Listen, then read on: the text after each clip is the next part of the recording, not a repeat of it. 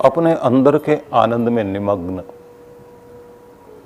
ये कुछ पाने योग्य रह नहीं जाता, इसलिए उसका कोई कर्म भी, प्रयोजन भी क्रिया में और कर्मकांड में नहीं रह जाता कि उसके लिए कुछ करने योग्य है। मंजिल मिल गई तो चलना रुक गया। इसलिए मनुष्य को सबसे पहले यही ध्यान देना चाहिए कि जिस आनंद को और जिस खुशी को, जिस तृप्ति को और जिस संतुष्टि को वो दुनिया में ढूंढ रहा है, वह पहले उसके अपने अंदर में छिपी हुई है और वो उसे प्राप्त हो जाए, और फिर उसी आनंद को वह सारे संसार में बिखेरे भी, सारे संसार में उसे अनुभव भी करे। असल में तो सर्वत्र वो आनंद, वो शांति है, हमारे भीतर भी है। बिल्कुल उसी तरह से है कि जैसे अग्नि पत्थर में है, या हम साधारण शब्दों में कहें कि माचिस की तीलियों में अग्नि है। मैच बॉक्स हाथ में लेने के बाद आप गर्मी अनुभव नहीं कर सकते, उसे प्रकट करना होगा, अग्नि को प्रकट करना होगा। अपने भीतर के आनंद को भी आपको व्यक्त करना पड़ेगा, उसको प्रकट करना पड़ेगा। बाहर भी जो आनंद और जो शांति है उसे भी आपको प्रकट करना पड़ेगा, माहौल बनाना पड़ेगा, परिस्थितियां बनानी पड़ेगी। जब आप अपने अंदर में आनंदित और संतुष्ट हो जाते हैं तो फिर आपको सर्वत्र वो चीजें दिखाई देने लगती हैं। आलसी आदमी को कितनी भी आप प्रेरणा दे दीजिए, लेकिन उसके अंदर वो आलस्य और वो लापरवाही जो बैठी होती है, खुद भी सुस्त रहेगा और दूसरों को भी सुस्त करेगा। तेजी से चलने वाले लोगों को रोकेगा, क्या तुम इतनी तेजी में दौड़ रहे हो, ऐसी क्या तुम्हारे पीछे मुसीबत लगी हुई है, क्यों दौड़ रहे हो। वो दूसरों की भी प्रगति रोक देगा, गति रोक देगा, उनकी स्पीड को रोक देगा। एक कलह कलेश से भरा हुआ आदमी अपने अंदर के कलह कलेश को चारों तरफ बिखेर कर चारों तरफ के वातावरण को खराब करता है। प्रेम वाला व्यक्ति हर जगह मधुरता घोल देता है, क्योंकि जो आपके अंदर है वो बाहर प्रकट होगा। संसार भी आपको देखकर समझ लेता है कि आप क्या हैं। भड़काऊ व्यक्ति हैं, आग लगाओ व्यक्ति हैं, शांत व्यक्ति हैं, प्रेम वाले व्यक्ति हैं, सहयोगी व्यक्ति हैं या मतलबी व्यक्ति हैं, सब तरह से आपका व्यक्तित्व दिखाई देता है। और फिर आप अपने आप को ढकने के लिए बोलते हैं, मैं सच्चा आदमी हूँ, इसलिए मेरी बात सबको बुरी लगती है, इसलिए लोग जो मेरे से ही लड़ते हैं। अब ऐसे सच्चे आदमी को जो वो अपने आप को सच्चा कह रहा है, सत्यवादी कह रहा है, उसकी ना अपने घर में बन पा रही है, ना बाहर उसके व्यवहार ठीक हो पा रहा। वो जहाँ भी जाता है वो ओढ़ी हुई विनम्रता तो दिखाता है, पर वास्तव में उसके अंदर विनम्रता है नहीं। क्योंकि अगर थोड़ा सा खुरच दें आप तो तुरंत मरने मारने को तैयार हो जाएगा। मेरे तो स्वाभिमान पर चोट आ गई, मुझे तो आपने ऐसे कैसे बोल दिया, मैं तो इतने सम्मान वाले व्यक्ति हूँ। जबकि झूठा स्वाभिमान और झूठा आत्मसम्मान बनाने की चेष्टा दुनिया बहुत दूर से पहचान लेती है। अपने भीतर अपनी शांति, अपने प्रेम को जागृत करना। इसलिए भगवान श्री कृष्ण आगे फिर एक संदेश देते हैं, नैव तस्य कृतेनार्थो न कृतेन्नेह कश्चन न चास्य सर्वभूतेषु कश्चिदर्थ व्यापाश्रयः। उसके लिए कोई ऐसा कर्म नहीं है कि जिसका करना आवश्यक हो। उसे कृत कर्म से न तो कुछ पाना है और न अकृत कर्म से कुछ लेना है। न किसी इच्छित वस्तु की प्राप्ति के लिए समस्त प्राणियों में से अपने स्वार्थ के लिए किसी पर निर्भर रहना है। यहाँ दो शब्द हैं, कृतेन किए गए कर्म से, और अकृतेन जिसका अर्थ होता है न किए गए कर्म से। अर्थ शब्द का अर्थ है प्रयोजन। अर्थ व्यापाश्रय का मतलब होगा अपने स्वार्थ के लिए आश्रय लेना या निर्भर होना, अपने स्वार्थ के लिए दूसरों पर निर्भर होना। अब सीधा अर्थ हो गया कि जो व्यक्ति अपने अंतर में आनंदित, संतुष्ट, शांत और आत्मरत है, आत्मतृप्त है, तृप्त हो जाना मतलब पूरा भर गया, अब और कुछ नहीं चाहिए, तो ऐसे व्यक्ति के लिए ऐसा कोई कर्म नहीं है जो करना आवश्यक हो। मतलब ये कि एक छोटा सा स्वार्थ मनुष्य को न जाने कहाँ कहाँ दौड़ाता है। थोड़ी सी तारीफ लेने के लिए आदमी कहाँ कहाँ किसके आगे पीछे घूम रहा है, थोड़ा मान सम्मान पाने के लिए, धन पाने के लिए पागलों की तरह व्यक्ति न जाने दुनिया के किस किस कोने में जा रहा है, किसके आगे गिड़गिड़ाएगा और किसको आंख दिखाएगा, किसको धोखा देगा, किसके साथ चालाकी करेगा, क्योंकि उसे कुछ पाना है। और जिसके पास कोई इच्छा ही नहीं रही, स्वयं में तृप्त है, और जिसकी जिंदगी आत्मनिर्भरता में, ये आत्मनिर्भरता ही आपके जीवन का स्वतंत्र हो जाना, स्वाधीन हो जाना कहलाता है। इसलिए प्रार्थना है, अदीना श्याम शरद शतम, मैं 100 वर्षों तक जीवन जीऊं इस दुनिया में भगवान, लेकिन स्वाधीन होकर, स्वयं में निर्भर होकर। मनुष्य अपनी आवश्यकताएं बढ़ा ले और उसको कहीं संतुष्टि न रहे तो बार बार डिपेंड करना पड़ेगा दूसरों पर। व्यक्ति की आवश्यकता ही कम है, थोड़े में संतुष्ट, और किसी से आगे निकलने की चाह नहीं। मतलब आगे निकलना, धन में आदमी दूसरों को दिखाना चाहता तुझसे ज़्यादा आगे मैं हूँ, मकान में, दुकान में, ज़मीन में, जायदाद में, गाड़ी में, कार आदि में, ब्याह शादियों को करने में प्रदर्शन जो होड़ है, और थोड़ी देर के लिए इतना बड़ा प्रदर्शन लोग करते हैं कि लोगों के सामने समझ आ जाए कि हमारी भी कोई हस्ती है, हम भी कुछ हैं। ये झूठा दिखावा करते करते, नकली जिंदगी जीते जीते हम अपने जीवन में अशांति लेकर आ जाते हैं और फिर दूसरों के आगे गिड़गिड़ाते हुए जीवन जीते हैं। कुछ लोग क्रेडिट कार्ड लेकर कार्य चला रहे हैं, उसकी आवश्यकता जरूर होती है, लेकिन इतना उधार कि आपको नींद ही ना आ पाए फिर, क्योंकि हर कर्म का फल और उसको कर्जे को चुकाना पड़ता है। तो आत्मनिर्भरता में जीना, अपने में तृप्त रहना, अपने में संतुष्ट रहना। तो भगवान श्री कृष्ण ये कह रहे हैं कि तुम्हारे लिए अगर आत्मसंतुष्टि जीवन में आ गई, तृप्त हो गए, अपने भीतर में अपने परमात्मा के आनंद में डूबना सीख गए, तो फिर तब तो तुम्हारे लिए कुछ करने के लिए बात है नहीं कि तुम दौड़ भाग करो। नियत कर्म तो करने पड़ेंगे, जो आप जीवन चलाने के लिए कर्म करते हैं, नहाना धोना, भोजन करना, व्यवहार करना, संसार के और सारे कार्य करना, वो सब चलेंगे। लेकिन ऐसे कर्म नहीं होंगे कि तुम रात दिन खाना पीना भूल गए हो, नींद भूल गए हो, दौड़े जा रहे हो, अपनी परवाह ही नहीं है, अपने को दांव पे लगा दिया, जैसे किसी ने किराए पर आपको ले लिया हो, आप जी ही नहीं पा रहे हो, जिंदगी जीना ही भूल गए हो। और चलिए आप किसी अच्छे काम के लिए मेहनत कर भी सकते हैं, कर्मयोगी व्यक्ति मेहनत करता है, लेकिन कहीं संतुष्टि तो हो, कहीं तृप्ति तो हो।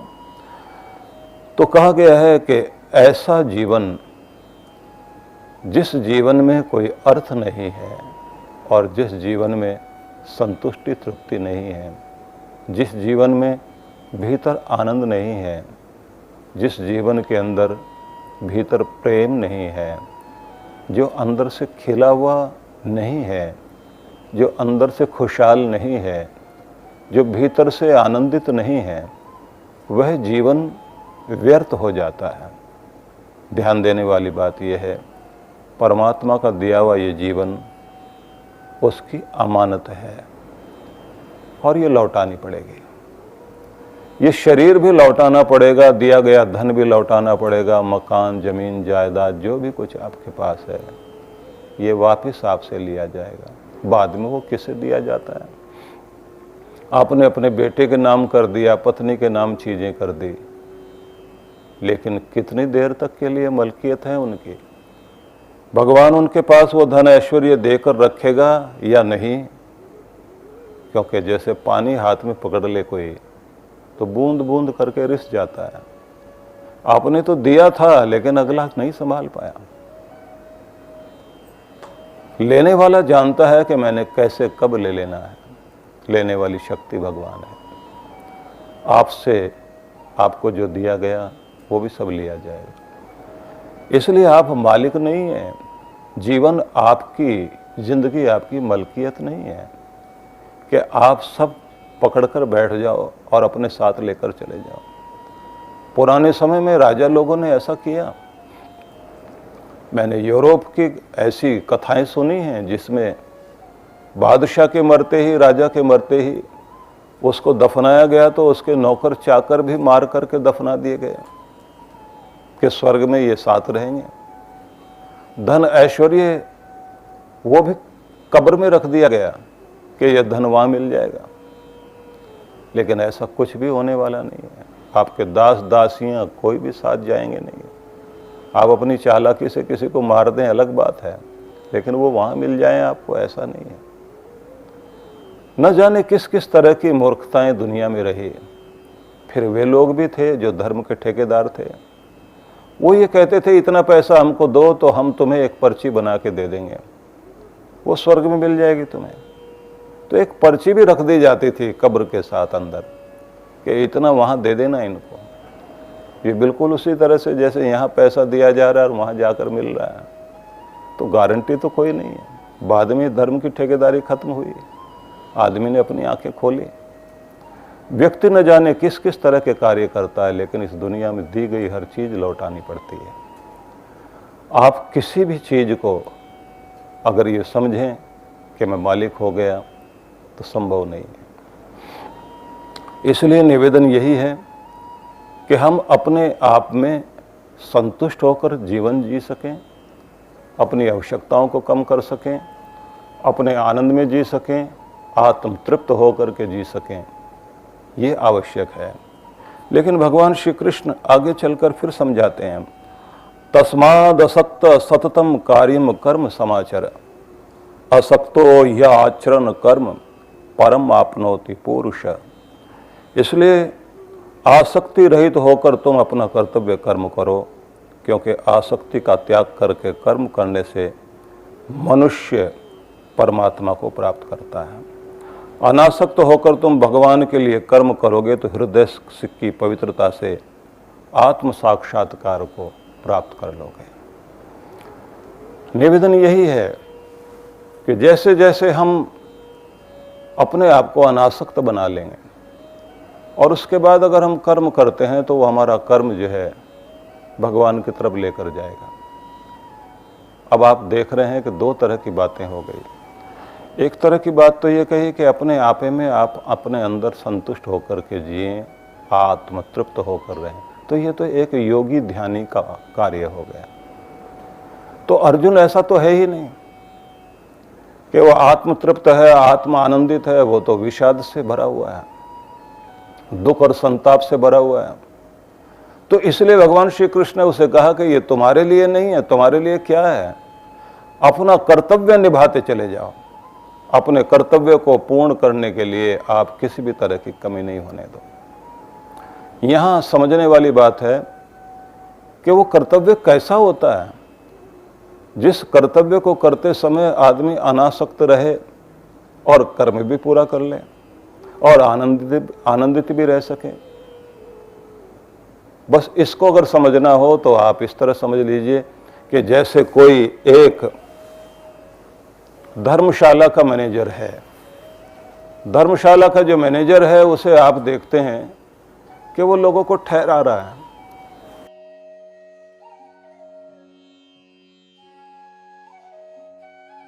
बहुत सारे लोग आकर के धर्मशाला में ठहर रहे हैं या होटल का मैनेजर है, न जाने किस किस को वहाँ ठहरा रहा है, सबके साथ बहुत अच्छे से व्यवहार करता है, सबको थोड़ी देर के लिए मालिक बना देता है।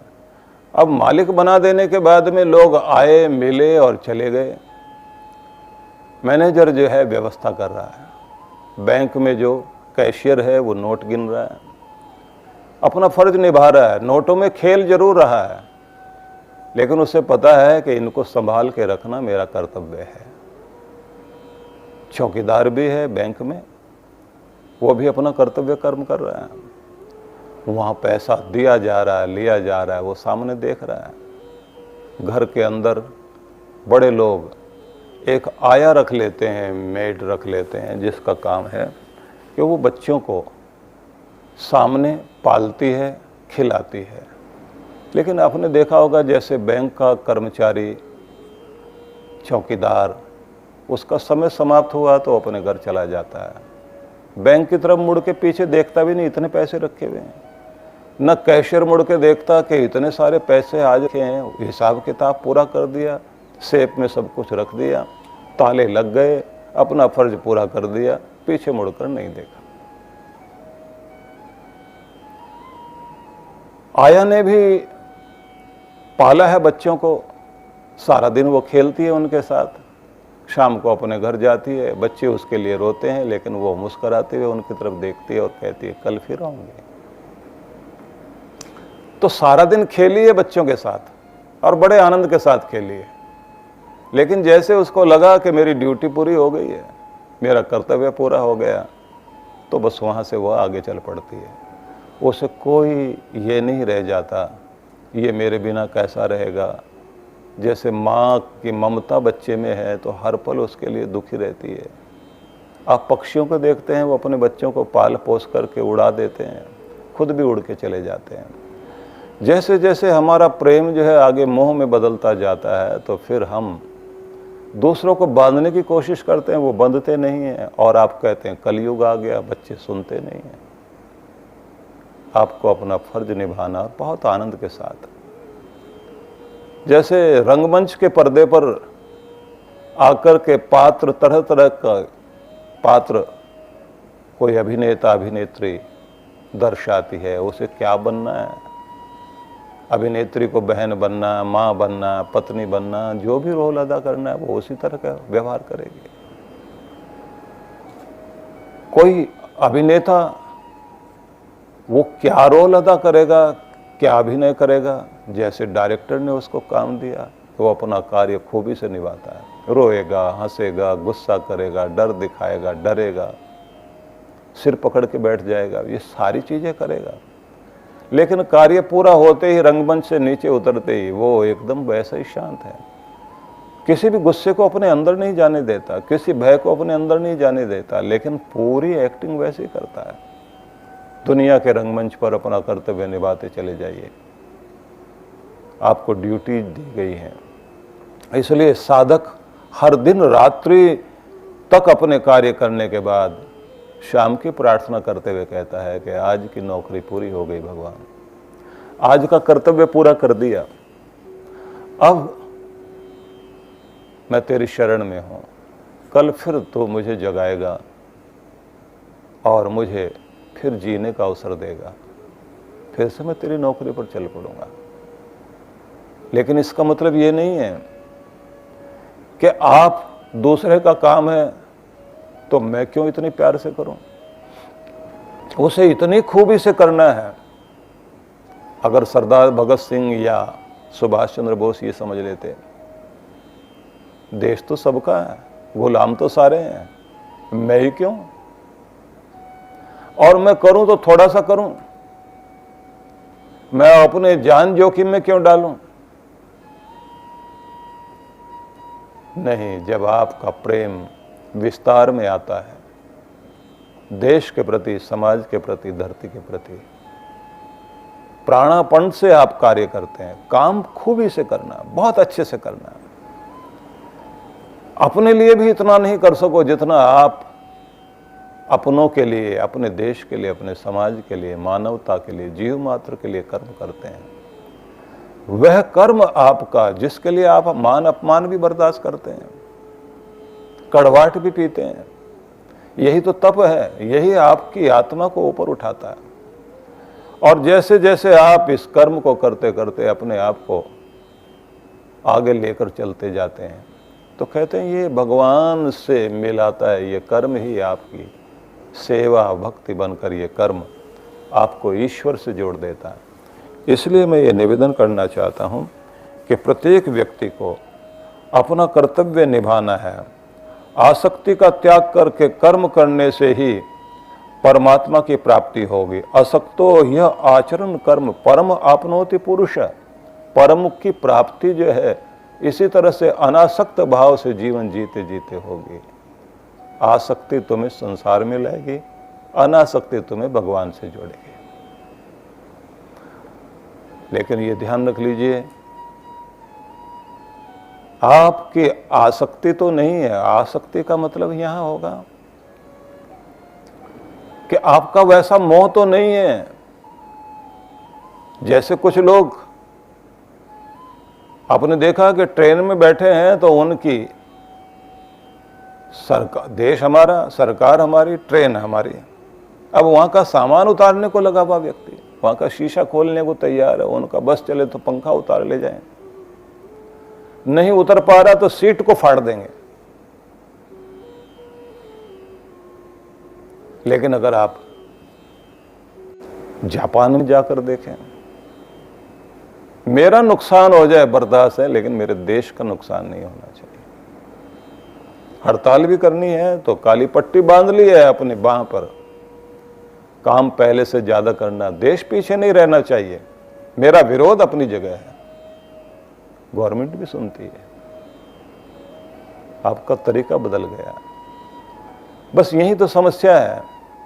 जब व्यक्ति ये देखता है, गवर्नमेंट भी ये देखती है कि काम करने में ये पीछे नहीं है। जब काम करने में व्यक्ति हरामखोरी करता है, जो शब्द एक बड़ा कड़वा शब्द है, जो मैं कभी अपनी भाषा में प्रयोग नहीं कर सकता, लेकिन मैं बोलना चाहता हूं उसको। इसलिए बोलना चाहता हूं कि लोग काम नहीं करना चाहते, दूसरे की तरफ मुसीबत को मोड़ देंगे, इसकी वजह से उसकी वजह से मैं नहीं कर पाया, नहीं तो मैं तो ऐसा सोच के आया था। जब आप ये सोचने लग जाते हैं, ऐसा बोलने लग जाते हैं, तो समझ लीजिए आप कर्म की चोरी कर रहे हैं। और जब आप अपना फर्ज अच्छे ढंग से निभाते हैं और अच्छे ढंग से दिखाते हैं कि हाँ मैं हूं तो जिम्मेदार आदमी है, मैं जब तक यहां हूं, एक छोटा सा दिया भी जब तक वो जिंदा है अंधेरे से लड़ता रहेगा, भले ही सारी रात कितनी भी काली रात क्यों ना हो। वो जहां है नहीं हिम्मत हो सकती कि अंधेरा वहां पहुंच सके। वो आसपास घूमता रहेगा, दूर दूर तक दिखाई देता रहेगा कि अंधेरा इधर भी इधर भी इधर भी, लेकिन जहां वो बैठा हुआ नहीं अंधेरा दिखाई दे सकता, वहां तो उजाला रहेगा ही रहेगा। इसलिए जो कर्म में लगा हुआ व्यक्ति, अनासक्त व्यक्ति है, वो दीप की तरह है। वो जहां रहेगा उसके आसपास आप देख सकते हैं अंधेरा, आलस्य, अकर्मण्यता, ये सारी चीजें नहीं दिखाई देंगी। हमारे देश में अगर हम टाटा का उदाहरण लें, इस देश को इस टाटा ग्रुप ने बहुत कुछ दिया और कंपनियां चलाते हैं, मालिक कोई भी नहीं है। अमूल वाली कंपनी है भारत में, मालिक कोई भी नहीं है, काम हो रहा है और जो काम उनका हो रहा है बहुत बेहतरीन काम हो रहा है। आप ये समझें कि मालिक होकर के काम किया जाए तो बहुत अच्छा हो सकता है। एक ग्रुप बना, सारा मिलकर के काम करता है। इसलिए ब्रांड बनना आसान नहीं है। बहुत कंपनियां फेमस हो जाएंगी, वो ब्रांड नहीं होता। फेमस हो जाना, जगह जगह नाम पहुंच जाना, हर जगह विज्ञापन में दिखाई देना, बच्चा बच्चा भी गाना गा रहा है विज्ञापन का, इससे वो प्रसिद्ध हो गए, दिखाई देते हैं, नाम सबको याद है, ब्रांड नहीं बना। ब्रांड वही बनेगा जिसका भरोसा हो और आंख बंद करके व्यक्ति लेकर के जाए कि ये चीज ले लीजिए यहां से। किसी कंपनी में भी कोई एक व्यक्ति ब्रांड की तरह होता है, कि ये बैठा हुआ है, ये यहाँ आदमी जिम्मेदार है। लोग कहते हैं ये हमारे पास आ जाए तो कितनी बड़ी बात हो जाए। ऐसे लोगों को, उस हीरे को हर कोई लेना चाहेगा, लेकिन कूड़े को कोई लेना नहीं चाहता। न यहाँ कोई लेगा, न बाहर कोई लेगा। अपने आप को कूड़ा बना लोगे तो आपकी कोई वैल्यू नहीं, कोई महत्व नहीं। बनाओ हीरा अपने आप को, चमकता हुआ हीरा। आपको दुनिया दुनिया में विज्ञापन करने की जरूरत नहीं है, आपका कर्म बोलता है। आपकी सुगंध, आपकी गुण सुगंधी अपने आप बोलेगी। इसलिए कहा गया है कि आप मोह ममता, मैं इतना करूंगा तो मुझे क्या मिलेगा और कितना मिलेगा, पहले तो ये बताओ, तुम दोगे क्या? कुछ लोगों का हिसाब यही है, हम तुम्हारे घर में आएंगे तो तुम हमें क्या दोगे और क्या खिलाओगे, और तुम हमारे घर में आओगे तो क्या लेकर के आओगे। मेरी दुकान तेरी दुकान, तेरी दुकान भी मेरी दुकान। व्यक्ति जिस समय जो है केवल अपने स्वार्थ को ही महत्व देता है। अब जो मैंने बोला ना, इसको लोग अजीब ढंग से बोलते हैं। तेरी दुकान मेरी दुकान, मेरी दुकान मेरी दुकान।